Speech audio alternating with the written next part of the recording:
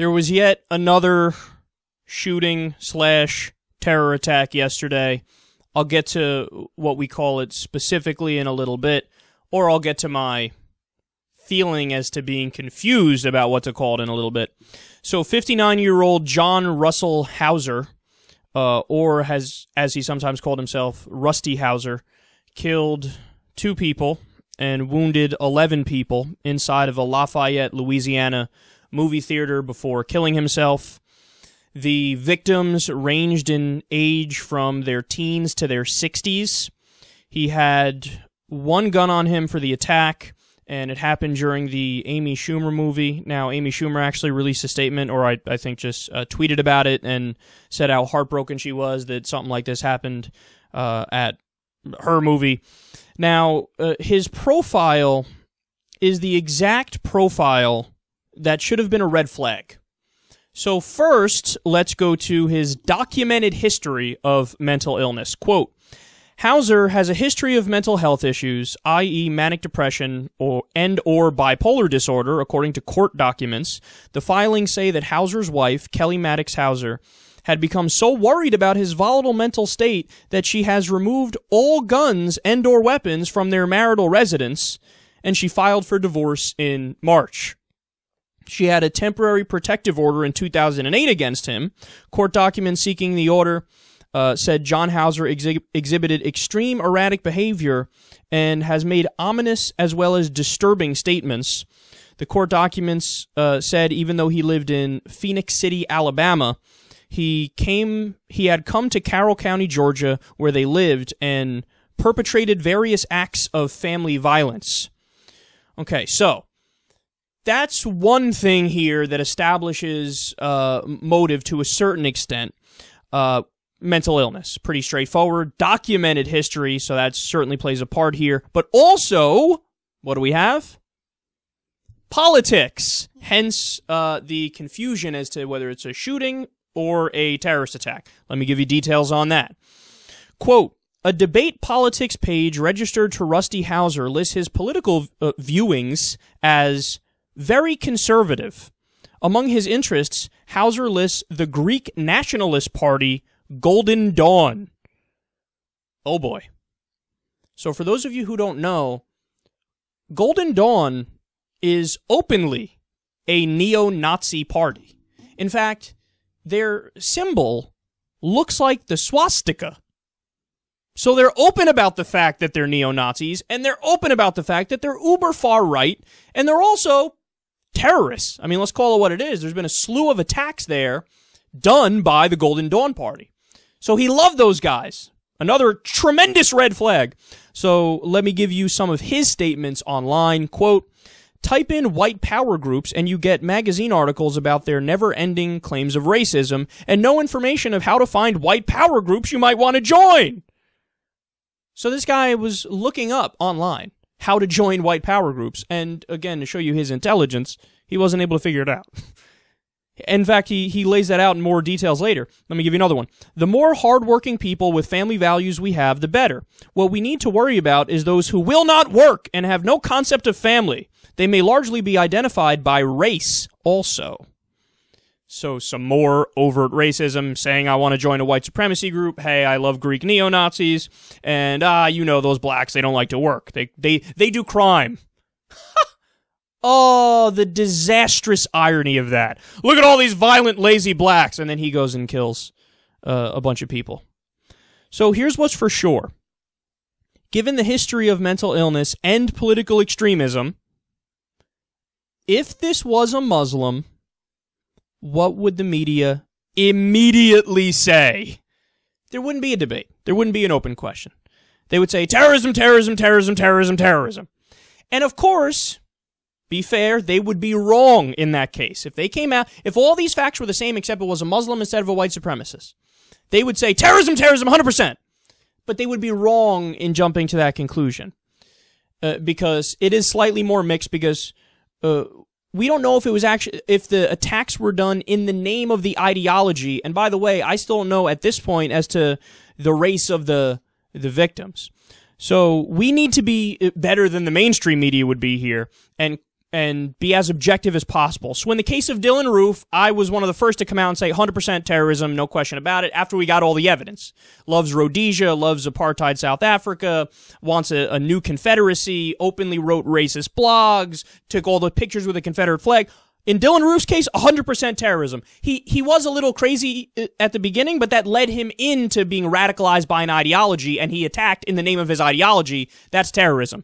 By the way, you could say the same for Muhammad Abdulaziz.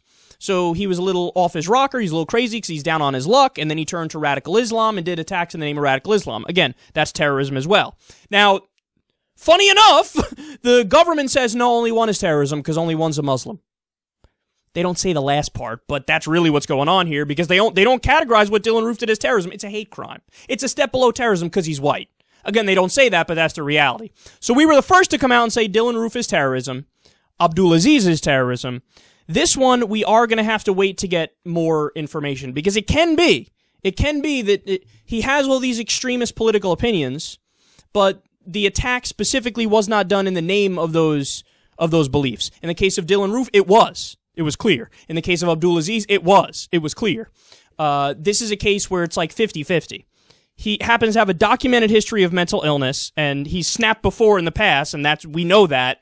But he also has these extreme political beliefs. So I'd go as far as to say, it could be. It depends on, honestly, the victims and further evidence. So if people in the theater say, he got up and said, these N-words are taking over, and he starts shooting, well, that's terrorism. Because he's killing for his political belief. But if he just kind of went crazy further and just killed everybody, that's slightly different. That would be more of a mass shooting. But either way, nobody comes back from the dead here, and the root of the problem is what? So we can have a discussion, and I do think it's up in the air as to whether it's terrorism or a mass shooting right now. But the root of the problem is what? Easily accessible weapons.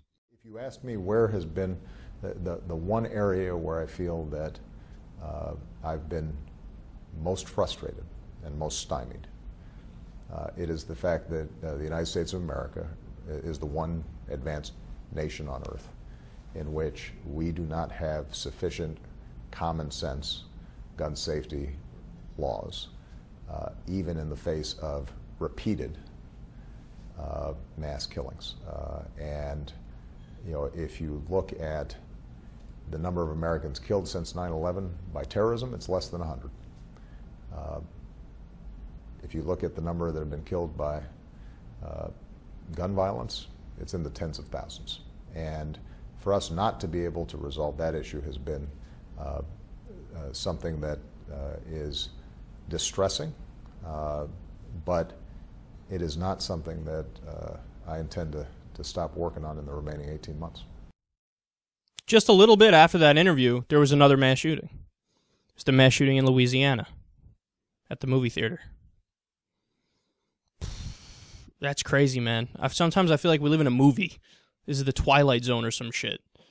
He's right. You heard him lay it out there. His numbers aren't wrong. In fact, if anything, he underrepresented the reality. If he gave the real numbers, his point would have been even stronger.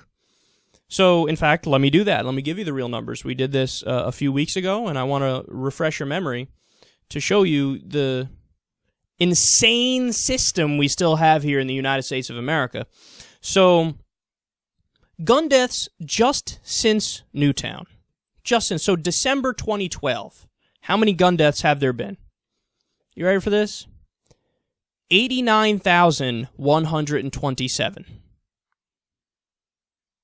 Now, that number's actually less than what it really is because all I did was took the number from my video from a few weeks ago, so this is increased probably to about 89,400 or so, which is crazy to say, but it's true.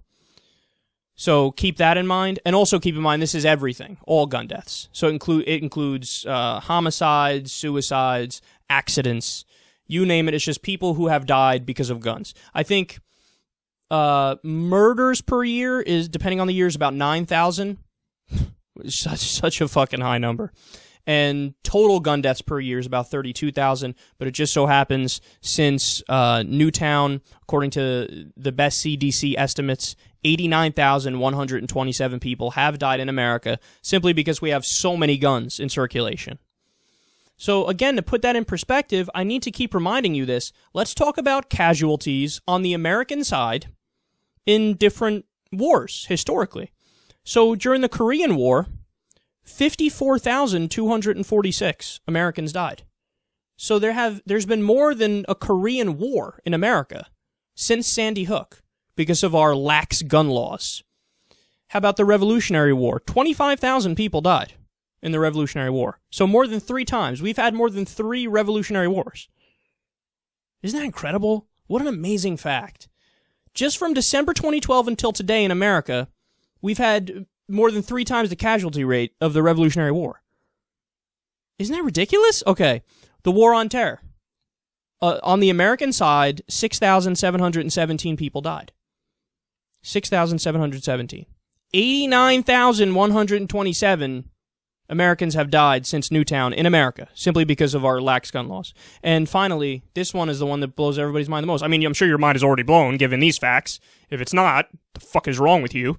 But 58,209 people died on the American side in Vietnam. The war which everybody looks at, oh my God, super high casualty rate. What a crazy war that was. We've had way more than a Vietnam just here at home. Since December 2012, since Newtown. I feel like it was just yesterday. Fucking Newtown feels so recently. And then 89,127 people, a little more than that, have died from guns since that. I keep repeating myself, but I keep repeating myself because I'm trying to get it through my own fucking head because the numbers are so ridiculous.